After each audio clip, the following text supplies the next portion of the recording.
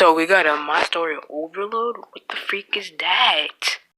What's good, guys? Welcome back to another video. Today we're gonna look at My Story Overload, and it's about let me see here. I let my dad put his meat on my forehead.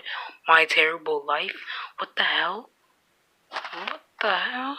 Yo, that is on some that is on some Dr. Phil type mess right there. But and no further ado, let's get into this video. Yes, sirree. Hi, my name is Kendra, and I'd like to tell you about the time I let my dad put his meat on my forehead. Should I call CPS right now? I know it sounds really crazy, but hear me out. When he first suggested it, it sounded weird, but that was only because I didn't know how much it would help me. It also felt really good. It felt good? What the hell? Are you good?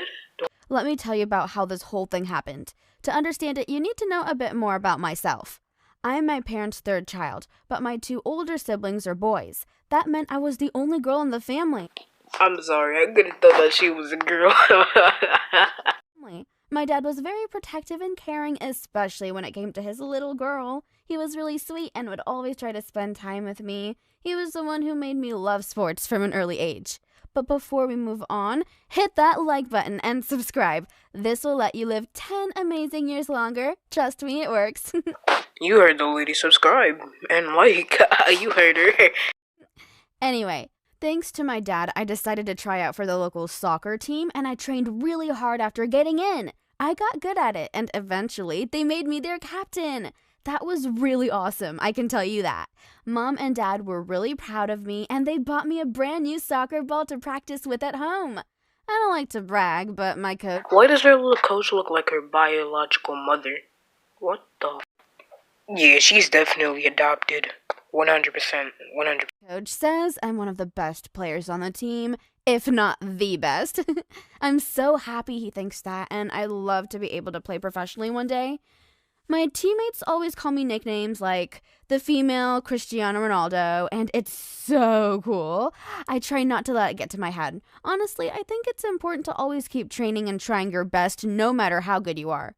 Take Messi, for example. He's the best soccer player in the entire world, but he still trains every single day and his head is always in the game. I really look up to him. People believe I'll definitely go on to make millions of dollars just like all those amazing players when I go pro. I mean, I don't know if that'll end up happening because girl and boy soccers work really differently, but Where are your shoes? Where are your shin guards? What's going on here? I love to hear it, and it gives me hope that I can really make a good living doing what I love. Imagine how cool it would be. I'm a kid now, but eventually I'll grow up and have to get myself a job. I love it if I could be a professional player and go on the field to train every day instead of spending my time in a boring office job. I even won a few regional finals with my team. Some folks recorded my goals and then uploaded anywhere you had to choose the Boomer Habitat. Facebook. Uploaded them online. Apparently those were really cool plays. What is that? I need to know. Is that the airplane Mac? Because I ended up becoming social media famous after that. Stop the cap! It was really cool, and I even got to sign a few autographs. Stop the cap! Anyways, my dad showed up to every single one of my games. I mean it when I say that he never, ever missed a single one. He promised he never would either. Dad always told me that he was my biggest fan, and I loved it. I think he was my good luck charm, and whenever he was around, I felt like I simply couldn't lose. I asked him if he'd still come when I began playing professionally, and he swore he'd always be there. Now, the problem is that my dad's not a superhero. I know every kid likes to think their parents are super special, but they're humans just like the rest of us. So when he began feeling really sick a few hours before one of my games, I told him he'd better stay at home. That Rona hit him too hard. Rest in peace, my boy. He wanted to come anyways, but I insisted it was okay. I told him that, but in reality, I felt awful about him not coming with us. Mom was there, and of course I love her so much, but it wasn't the same. I felt like there was no way the game could go right without Dad there. My gut told me there would be problems ahead, and that's exactly what happened. Just 7 minutes into the game, I was going for the ball. Imagine this. I was running as fast as I could.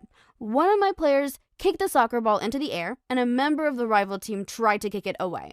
I couldn't let that opportunity of a great goal go to waste, so I rushed forward, deciding to go for it.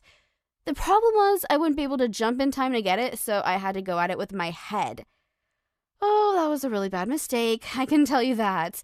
Why, you might ask? Because the rival also had the same idea. We both collided. Hey, yo, what the fuck? Collided headfirst and fell on the ground. I did manage to make a goal, but I didn't really care about it right then. I felt super dizzy, and then everything went black. Black. When I came back to my senses, everyone was surrounding us. The girl I'd bumped heads against was sitting up and seemed to be doing okay, but looked really concerned. They all asked me if I was okay. The other girl had a big bruise and a knot in her head.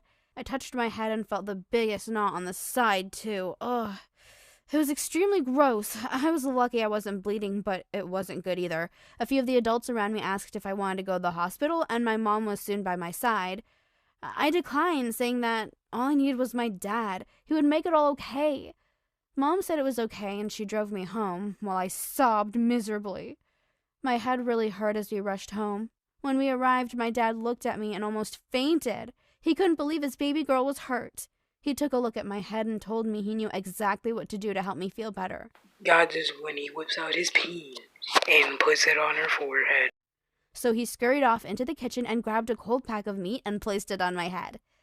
You cannot be for real. You cannot be. That helped the swelling and pain tremendously. I knew my dad would know what to do. I was Daddy's little girl after all. And that's how Dad put his meat on my forehead and made everything better. Isn't he awesome? Thanks for watching. Has your dad ever helped you when you were dealing with a problem? Let us know in the comments. Don't forget to subscribe and check other videos on the channel. I feel debated. She just debated us, bro. Bro, she said that her father put his meat on her forehead, bro. And what was it? He got a goddamn pork. I don't even know what that was. But, you know, I don't know what to say. He didn't whip out his peen if he could put it on his forehead like we all expected. Come on, I knew you expected that, boy. But anyway, thank you guys for watching this video. If you have not already, subscribe. Click that like button. I'll see y'all in the next video, because I'm done. I'm going to bed, probably binge watch some YouTube. Alright, I'm done.